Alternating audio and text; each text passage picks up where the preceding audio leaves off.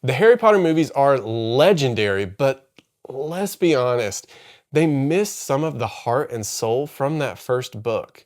Now, I love those movies, but with this massive HBO remake on the way, they really have a chance to get things right this time. So here are 7 specific details from the book that need to be included in this new remake, including a character that they completely erased from the films. But it all starts with Harry before he even knew he was a wizard, when he was living with the Dursleys in the Muggle world. So after listening to the books and after rewatching this movie, it's crazy how quickly they fly through Harry's time with the Dursleys.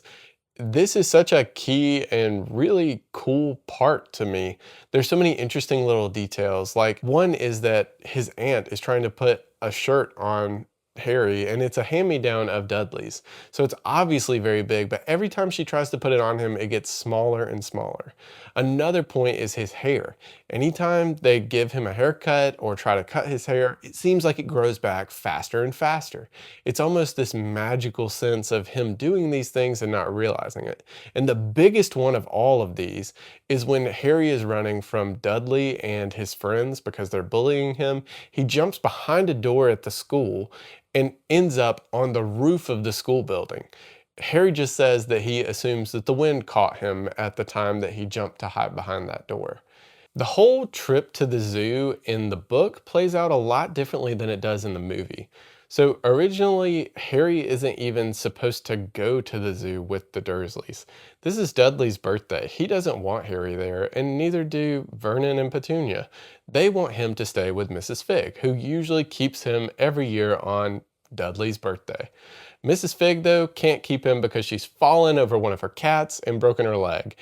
It's later revealed that Mrs. Fig is kind of a more important character than we especially initially realize in this first book, so I really hope they introduce her. There's also the idea that Vernon is slowly kind of losing it in the book, and they try to depict that in the movie, but it doesn't really do it justice compared to what we see in the book.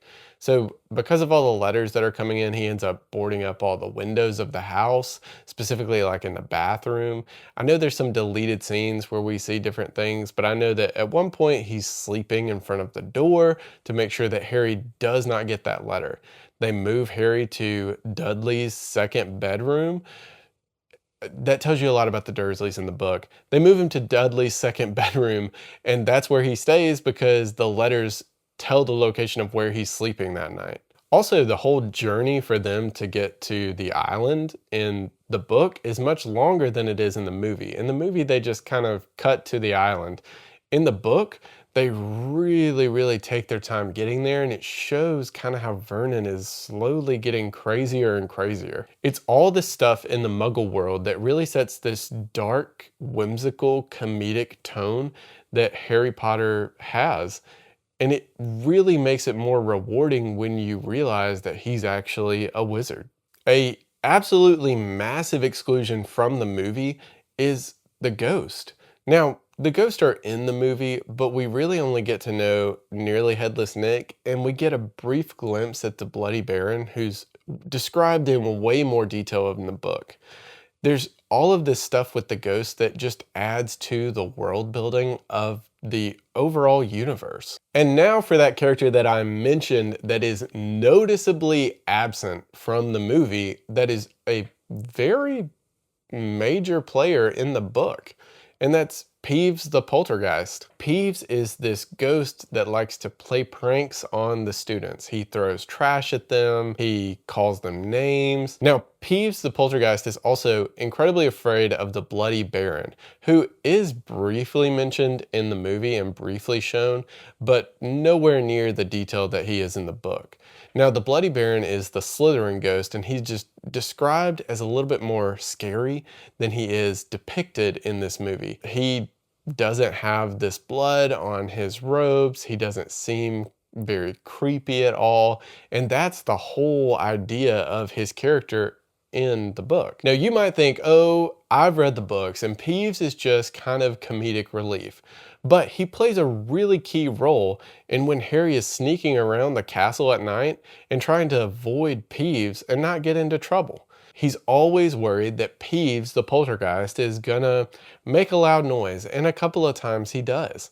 And even when they're getting to the trap door with Fluffy, they're sneaking there under the invisibility cloak. Harry actually pretends to be the Bloody Baron to get Peeves to leave them alone. Peeves is this really cool and important ghost character that adds to the overall world of Harry Potter. They definitely need to have him in this TV series. Malfoy plays a way bigger role in the books than he does in the movie. Now, this is especially true in the first half of the book. Malfoy is actually introduced even earlier in the book. He actually meets Harry at Madame Malcolm's, where Harry's being fitted for his robe in Diagon Alley. He introduces himself and they kind of talk back and forth, and Harry gets kind of a weird vibe from him even in that moment. Then later we see a different scene play out on the train where Malfoy, Crabbe, and Goyle come into the compartment where Harry and Ron are, and they kind of start messing with them. That's where we see this whole scene take place where Malfoy suggests that he could help Harry make friends with the right sort of people in the wizarding world. Harry immediately refuses that. A fight is about to break out, but then what saves the day is that Scabbers, Ron's rat, bites either Crabbe or Goyle, and that kind of ends things. Now, in the movie, you probably know the scene where Malfoy takes the Remember-All from Neville once Neville is hurt on the broomstick. He takes it, he flies away on the broomstick, and kind of challenges Harry to come and get it. Well, after that whole scene takes place, there's another scene where Malfoy comes up to Harry and challenges him to a wizard's duel. This is something that's really explained in the books, and Ron basically agrees to this wizard's duel for Harry. So the wizard's duel is going to take place at midnight in the trophy room. So they sneak out of the Gryffindor common room, but Hermione is following behind, trying to urge them not to go. While she's following behind, the door ends up shutting and she can't get back in. Neville, in the meantime, is asleep in front of the common room because he can't remember the password. So we end up getting the four of them going to this wizard's duel. While they're sneaking around in the trophy room, they accidentally knock over a suit of armor and have to run away from being caught by Filch. Now, Filch is already on the hunt because the whole thing with Malfoy is that he set this up as a trap to get Harry caught and get them all in trouble. The four of them run away and end up going into the room where Fluffy, the three-headed dog, is and is guarding the trap door, which, if you know, is a huge and incredibly important point. So Malfoy is a much bigger presence in the book than he is in the movie. Now, the reason this book is so fresh on my mind is because I've been listening to the full cast audiobook from Audible. It is amazing, you guys. It is so good. All of the Quidditch scenes are incredible. You really have got to listen to him this way. If you've listened to him, the Jim Dale version, those are great. If you've read those books, they're, an amazing experience as well. But this experience of listening to the full cast audiobook is irreplaceable. If you guys want to check it out, I'm including a link in the description. It is going to be an affiliate link, so it kind of helps me out a little bit, but I'm not sponsored by Audible. They didn't make me say this. I just wanted to let you guys know that these are so good. One of the things that was really surprising to me when I was re-listening to these audiobooks was how little Hermione actually had in the beginning of the story. So there was way more Malfoy and way less Hermione to start the Harry Potter story. Really, even when she's introduced on the train, in the book it feels like that scene plays out so much quicker.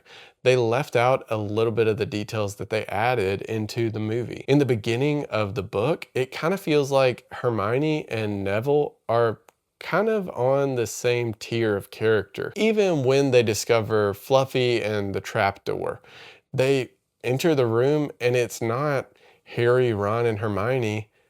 Neville's there too. It's almost like the four of them were the main characters in the book. Now that significantly shifts after one thing, and that is when the troll is let into the castle. So when Quirrell lets the troll into the castle and he wreaks havoc on everything, Hermione becomes this essential main character to the story. But that's in chapter 10. So it takes a little while to get there. That's not the way I remember it, and I think part of that is influenced by these movies. The movies take more of an instant trio, an instant friends kind of look at Hermione and Ron and Harry. They might have a little bit of animosity at the beginning, but it really plays out so much more quickly in the movie than it does in the book. I like what the movie did, but if the show really wants to build to this character, to build up this character, and give her all of these really awesome and great moments, I think it would be cool if they took what they did in the book and kind of slowly lead into her being another one of these main characters. It would give an opportunity for other characters like Neville and like Draco Malfoy to shine kind of in her absence, and then when she appears, we still know those other characters. I could see some fans not really liking this idea. If you are one of those fans, do not worry. Even if the show takes this route, Hermione has so many cool moments throughout the series. In fact, there's one moment later on in this book that the movie completely deleted that I think is incredibly important to her character. But we'll talk about that later. In the book and in the movie, Hagrid is given a dragon egg from a stranger he meets in a pub. Now, that fact is the same, but the way this storyline plays out with Norbert the dragon is totally different in the book than it is in the movie. I can't believe that they left this out of the movie. The more I watch the movie, the more I notice how noticeably absent this part of the story is. The movie, it plays out to where Draco Malfoy sees the dragon hatching, he tells McGonagall, and McGonagall gives Harry, Ron, Hermione, and Malfoy all detention for being out late. In the book, it plays out way differently. What we get is this really cool story of how they're going to get rid of or rehome Hagrid's dragon. In the book, it's explained that having a dragon and owning a dragon is illegal. Now, Ron's brother does work with dragons in Romania, and they have to kind of convince Hagrid that owning this dragon, Norbert, is a problem. So we kind of get to see the problems that Norbert the dragon causes. And one of the problems is that he bites Ron's hand, and Ron has to go stay in the hospital wing. So Ron's in the hospital wing. Meanwhile, he's writing to his brother, asking him, hey, can you take this dragon from Hagrid? Ron's brother agrees and tells them to meet at the astronomy tower at midnight. Malfoy's kind of wise to some of the things that they're up to, so he goes to visit Ron and says he's trying to borrow a book from him. When he borrows the book, it turns out that the letter from Ron's brother is in that book. So he opens it, reads the letter, and then knows their plan. But the thing that Harry and Hermione have is the invisibility cloak, so they still continue with the plan. They take Norbert from Hagrid's house all the way up to the top of the astronomy tower, and they meet up with Ron's brother's friends and get rid of Norbert. On their way back down, they get busted by Filch. Filch also has caught Malfoy, who was sneaking around trying to catch them, and Neville, who was sneaking around trying to warn them about Malfoy trying to catch them. So the four of them end up having detention. So Neville is actually kind of a replacement for Ron because Ron is in the hospital wing. And that leads me directly into my next major detail that they have got to change for this TV show. So our four now have to serve out their detention. So they're taken to the forest where they're going to search the forest to see what is killing the unicorns in there. We've got Hagrid leading them and Hagrid's dog Fang. So the groups are divided up in this way at the beginning in the book. Hagrid is with Harry and Hermione. Fang is with Neville and Draco Malfoy. So Hagrid's group goes off looking for what is killing the unicorns, and they end up running into something a little mysterious that they have to hide from, and then they encounter the centaurs. So the centaurs are really such cool characters in this movie and in the book, but they're just not portrayed in the way that they should be. The first centaur they meet is named Ronan. Hagrid's asking him if he's seen anything, if he knows of anything, and Ronan just answers with, "Mars is very bright tonight." He kind of speaks in this cryptic language that shows that the centaurs in this world are kind of more philosophical and not very practical in nature. Then we meet our second centaur in Bane. Bane is a little bit more strict. He's a little bit more hostile. He doesn't necessarily think that humans and centaurs should be communicating in any way. He very much so believes in fate, believes that the stars are aligned in a certain way and that they should not interfere. Then they're interrupted by some red sparks flying up in the air from wherever Neville and Malfoy and Fang are. So they go to find them. Turns out it's a total false alarm, but they have to redistribute their groups. Now the rest of this plays out kind of similarly to how the movie actually did. So Harry sees the hooded figure, he sees it drinking the unicorn's blood, and then a centaur steps in to save the day. This is when we meet Firenze. He kind of explains to Harry some key plot points, and then we also see that he gives Harry a ride on his back. Later he runs into Bane and Ronan, and they really disapprove, especially Bane, of Harry being on Firenze's back. This is kind of playing into this centaur culture and lore that we just get a little snippet of. That is what is so cool and what they really missed out on in this movie. That's something that would add to the world building of the whole Harry Potter universe that they can include in this show. They've got the time to do it. They definitely should. So we've made it to the final thing on my list, which is the final sequence. There's two key trials that they actually left out. Well, one is not so key. One is actually Professor Quirrell. His trial that he did was to put a troll right after the chessboard. So that's one that they kind of face, but they get to the troll and the troll is asleep. The next trial is the one that's super important that they should definitely include in this TV show. And that is the one that Snape designed. So they enter this room, there's 7 different bottles, flames go up around the room. There's this logic puzzle where they have to solve which of the 7 bottles to drink from to get through this fire. And this is where Hermione finally gets her chance to shine, to show who she is and who she's going to become later on in the series. And it establishes kind of in that moment that a lot of really great wizards are really bad at basic logic. Hermione is able to solve it. What makes her moment in that trial so cool and so interesting to her character is that she wasn't raised by wizards. She was raised by muggles. What really plays into her strengths in that moment is her muggle background. Then we get to the final moment where Harry is able to confront Professor Quirrell. He thinks it's going to be Snape, and then surprise, it's actually Professor Quirrell. In the book, they give a much lengthier, much more detailed explanation for how Quirrell was able to pull this off for a whole school year. Really, it feels a little bit like a whodunit movie or a mystery novel where they kind of reveal who's been behind it all and all those little clues that you had been picking up on, why you were actually wrong about who you thought it was. And that was a really cool moment in the book. I think they can add some detail in this show to make that feel more fleshed out, more earned. I also think the interaction between Voldemort and Harry is a little bit more substantial. So in the book, we actually get more of a mention of Harry's parents, more of a mention of the night that he actually killed them.